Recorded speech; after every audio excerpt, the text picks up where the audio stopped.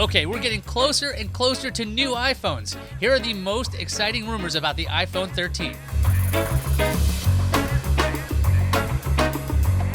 First up is a new face for the iPhone 13 thanks to a smaller notch. When the iPhone 10 was introduced years ago, Apple showed a new design for the iPhone. This thing had a screen that went all the way to the bottom. The home button was gone. There were tiny bezels all around the screen. That is until you got to the top. There was this massive notch on the top, which is still present.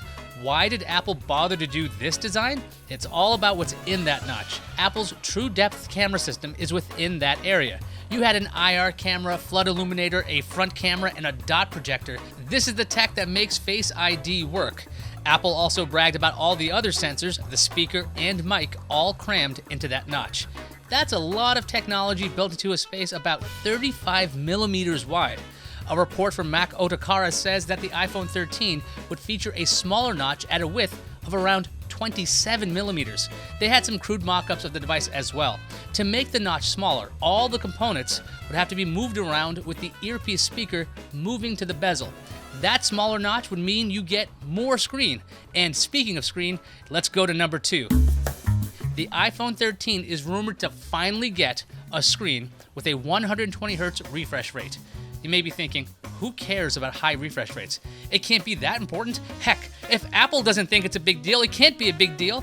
And to that I say, well, Apple does care about high refresh rate displays. The iPad Pro has had a 120Hz refresh rate since 2017. That's like a million years ago in technology time. It matters because it gives you a much smoother experience when you use your phone. Games look better, motion blur is reduced, and animations look better.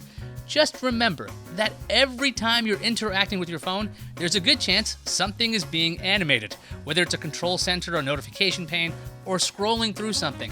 All of that stuff is being drawn on your screen. Also, this is already a feature on a number of high-end phones, including the Samsung Galaxy S21, the Z Flip 3, and both screens of the Fold 3. Coming in at number 3 is an always-on display. Android users right now are wondering, what, Apple doesn't have that yet? Nope. There's an always-on mode for the Apple Watch, but not the iPhone. An always-on display doesn't seem like it's that great a feature until you have it. You can see the time and notifications without having to fully interact with your phone. It's great, and when iPhone users get it, they will be super happy. Next up is an improved camera experience. Look, Apple has been excellent at its cameras for years. The iPhone 13 should be another step in the right direction. Rumors say that the next iPhone Pro could have a larger sensor for its camera. That means higher quality pictures. Stabilizing tech that is found on the current Pro Max may be on the regular 13 Pro. Portrait video may also become a thing on the next iPhone. Portrait mode pictures are super popular. You've got that nice blurry background and your subject just pops. Now imagine that kind of look from your iPhone videos without having to use any wild attachments. This would require a lot of processing power. This is Apple, and if you've been following tech, you may know that its systems on a chip are utterly fantastic. Rumors also say that you may be able to change the blur effect even after a video is shot. And rounding out our list at 5 is a bigger battery. You know all that cool stuff I talked about just now? Yeah, a big battery would mean you can do all that stuff for longer. Apple never touts the battery capacity when it introduces phones. It just gives you the amount of hours the battery could survive. Did you know that iFixit found that Apple uses a 2,815 milliamp hour battery in the 12 and 12 Pro? The Galaxy S21 uses a 4,500 milliamp hour one.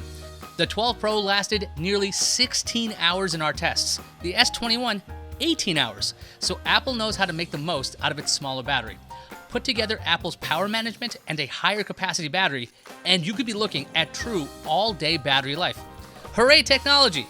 We'll be covering Apple's next live event right here, so make sure you hit subscribe, hit that bell, all those things. Also, a new higher-end Mac Mini is apparently coming soon. Check that out. I want to know if any of those features sounded like a must-have for you. If you're an Android user, like me, let me know what it would take for you to dump the little green guy for Apple. I'm Ayaz Akhtar, and I'll see you online.